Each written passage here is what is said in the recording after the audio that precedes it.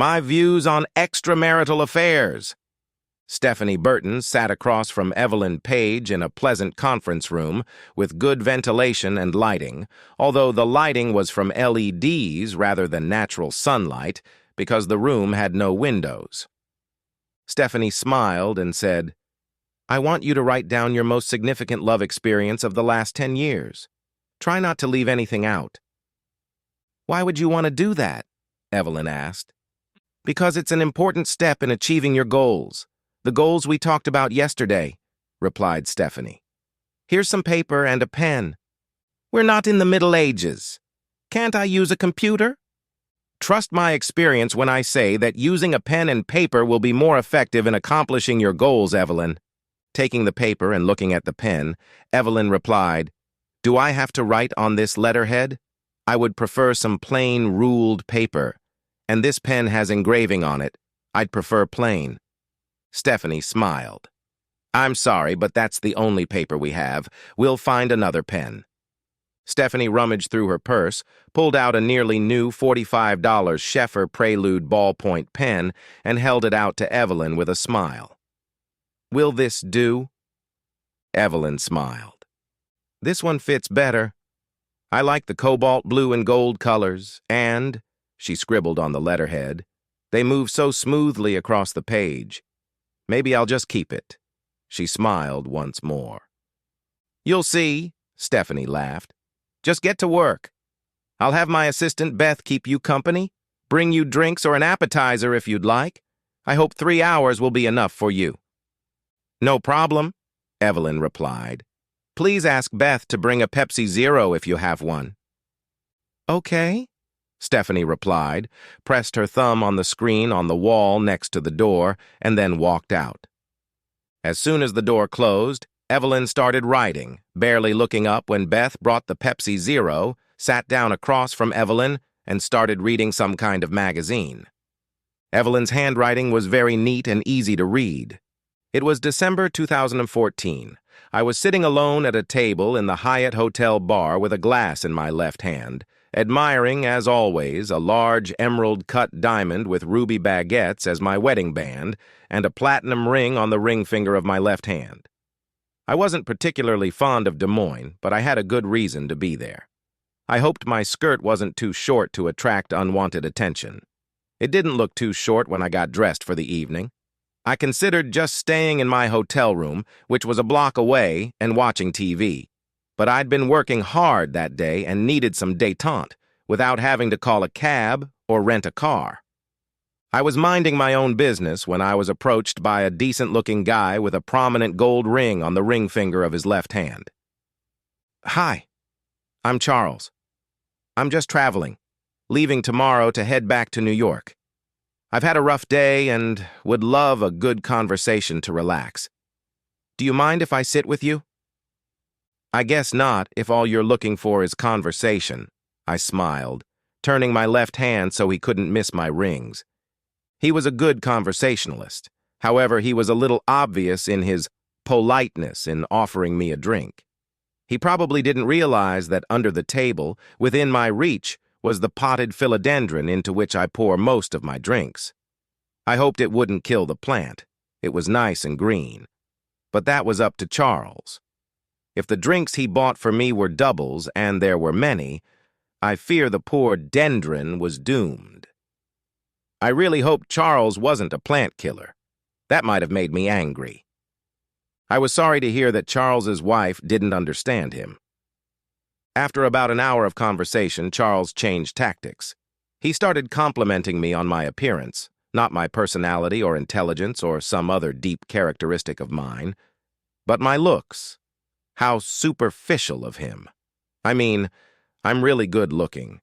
I have big breasts, a pretty face that needs no makeup to shine, a firm ass and sculpted legs. But what trivial compliments they were to a man who seemed to pride himself on his ability to carry on a conversation intelligently. I sighed as he took my hand, even touched my wedding ring, and suggested we retire to his room at the Hyatt, I think it was room 439, for a drink in private. I had hoped he'd get around to it, but he had proposed, and I was dismayed that I felt the need to accompany him. We went to his room, but I insisted on going separately. "How do I know you'll be up to my room in 10 minutes?" he asked with a smirk. "Here's my wedding ring," I said, taking it off my finger and handing it to him. "You can put it back on when I get there." He liked that very much and headed for the elevator with a bouncy gait. When I got to room 439, Charles's smirk became even more dramatic. I demanded that he return the ring to me before we made any contact. He graciously did so. As Charles clumsily removed my top, it was clear that he was very excited about the lack of a bra covering my breasts. He also seemed pleased that when he took off my skirt, I wasn't wearing any panties. Charles was a little crude in the remarks he made about me. Next, we made love to him. He didn't say anything when I left. That was a little disappointing. I was surprised by the noise in front of the Hyatt Hotel when my cab passed it from my hotel on the way to the airport at about 10 a.m. the next day.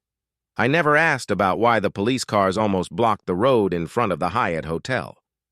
In the second story, Evelyn wrote even more sprawlingly. It was April 2016. I was sitting alone at a table in the bar of the Marriott North Hotel with a glass in my left hand, admiring, as always, a large emerald-cut diamond with ruby baguettes as my wedding band, and a platinum ring on the ring finger of my left hand. I'm not particularly fond of Cincinnati, but I had a good reason to be there. I hoped my skirt wasn't too short to attract unwanted attention. It didn't look too short when I got dressed for the evening. I considered just staying in my room at a nearby hotel and watching TV, but I had worked hard that day and needed some détente. Half a dozen guys approached me. They looked like they wanted to make love to me, but they were scared off when I made sure to show off my prominent rings on the ring finger of my left hand. However, Devin, who discreetly put his left-hand ring in his pants pocket before approaching me, didn't bother with what happened to the others. He used a line straight out of the best 40 pickup lines on the internet. "Your license was suspended for driving every guy who approached you crazy?" "What do you mean?" I coyly replied. "I saw you hit 6 guys, I counted them, who came up to you. Must mean license suspension." He chuckled, clearly proud of his wit. When I didn't tell him to get out, even though I had my rings on display again, he continued. "My name is Devin. What are you doing in Cincinnati? You don't look like a local," he said, sitting down at my table uninvited. Unlike Charles, Devin didn't try to buy me a drink. He was either more confident he was much more handsome than Charles, or more frugal. Probably both. It didn't take him as long as Charles to propose to me. When he invited me to his hotel room for a drink, he made special mention of the fact that it was a luxury suite. He was trying so hard that I decided to go along with it. Just as I had done with Charles, I sent him to the room with my engagement ring and followed him myself 10 minutes later. When I walked in, he put my engagement ring on the ring finger of my left hand with a smile. Devin was very gentle as he undressed me. He was also very complimentary about the size and shape of my buttocks, the firmness of my ass. Devin must have expended a lot of energy making love to me, because he immediately plopped down on the bed next to me. I smiled at him, pulled myself up, went to my voluminous purse, and shortly thereafter experienced a very intense pleasure that made my knees go weak. When I walked out, he didn't rave about how much fun we had, but I could tell by the smile on his face after our lovemaking that he had a great time. When I got home the next day and went online, there was a picture of the front of the Cincinnati Marriott North Hotel and a 5-paragraph article about the hotel incident. Evelyn wrote other very similar stories about Miami in January 2017, Atlanta in March 2018, New Orleans in February 2019, St. Paul in March 2020, Chicago in June 2021, and finally Philadelphia in July 2022. By the time Evelyn finished writing about her 8 unforgettable love experiences, Beth had read her entire journal and was anxious to get out of there. Evelyn put her pen away, smiled at Beth, and said, "All done." Beth smiled back, thinking, "About time," pulled out her cell phone and called Stephanie. 5 minutes later, Stephanie entered the room, took a quick look at the 8 stories occupying 16 pages, smiled and asked, "Would you like to have dinner with me and Professor Stallman, Evelyn?" "That would be great," Evelyn replied. At dinner, neither Stephanie nor the professor asked Evelyn about her stories, although they inquired about her fascination with engagement rings and her views on extramarital affairs. As they parted, Stephanie said, "Perhaps we can meet tomorrow in the main conference room to talk about your stories, Evelyn?" "Very well," Evelyn replied. The next morning, in the main conference room with large panoramic windows overlooking the manicured lawn of Green Acres, Evelyn sat across from Stephanie, Professor Stallman, Dr. Pingree, and Dr. Madison, with Attorney Walker standing off to the side and out of Evelyn's sight unless she turned her head 90 degrees. After a few preliminary remarks, Dr. Stephanie Burton began the discussion. "I noticed that in your stories, it is not clear exactly how you achieved your more intense second pleasure after getting out of bed and reaching for your purse.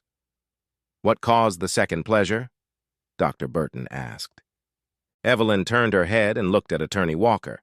There was no expression on his face, and he gave no signal to Evelyn. "Okay, I guess I didn't mean to write that down." "Are you ashamed of it?" Stephanie insisted. "No. They cheated on their wives, and with a married woman at that. I'm certainly not ashamed," Evelyn retorted. "And yet you didn't write about it. Again, I ask, why is that, Evelyn?"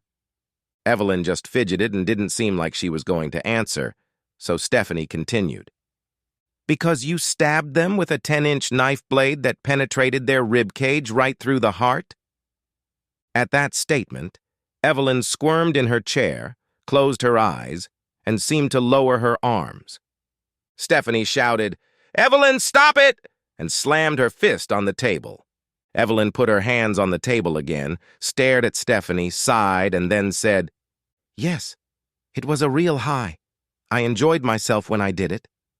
The professor and the other doctors raised their eyebrows and made notes in the notebooks in front of them. The interview continued for another half hour before Evelyn returned to her room at Green Acres. A week after the interview, Dr. Stephanie Burton, holding a report signed not only by her but also by Professor Stallman, Dr. Pingree, and Dr. Madison, sat in Judge Harlow's chambers with the district attorney, Attorney Walker, representing Evelyn, and a court reporter. After a brief discussion, Judge Harlow asked, "Now, your opinion of the psychologists on Evelyn Page?" "Yes, Your Honor. Here it is. The unanimous opinion of the court-appointed professor and 3 psychologists, Dr. Pingree for the defense, Dr. Madison for the DA's office, and myself, is that, to use a technical medical term," Stephanie continued with a chuckle, "she is crazier than Marcia Hare." After chuckles from all sides, the situation was discussed for the next 45 minutes, after which Judge Harlow said, "Well, it's nice to come to an agreement. Both the defense and the prosecution agree that Mrs. Page will be committed to a mental institution for the rest of her natural life, unless an evaluation by 5 psychologists after 10 years in a mental hospital is unanimous that she is no longer a threat to society." Agreed? After the district attorney and defense counsel agreed, Stephanie spoke again. "One condition must be made, Your Honor. She must never again have rings on her fingers or in her possession at all." 2 days later, the Philadelphia Inquirer ran a front-page article titled, "Serial Killer Evelyn Page Placed in Psychiatric Facility." One of the key paragraphs in the article stated, "While actual statistics are difficult to glean from interviews with married male residents, it appears that the number of cheaters in Philadelphia, Cincinnati, Des Moines, and 5 other cities where Evelyn plied her trade has dropped significantly since 2015. A year later, at a routine counseling session, Stephanie asked, "In your stories, it wasn't very clear what exactly was in the plastic bags you left the rooms with. You seem to imply that in each case it was a washcloth, but what else was there?" A smile appeared on Evelyn's face. "Well, no. In fact, in each case, the crook's manhood was also in a plastic bag." What was that for, Evelyn? They had desecrated their marriage vows, and I wanted to make sure they wouldn't do it again. Evelyn grinned. But they were dead. I didn't want to take any chances at the end.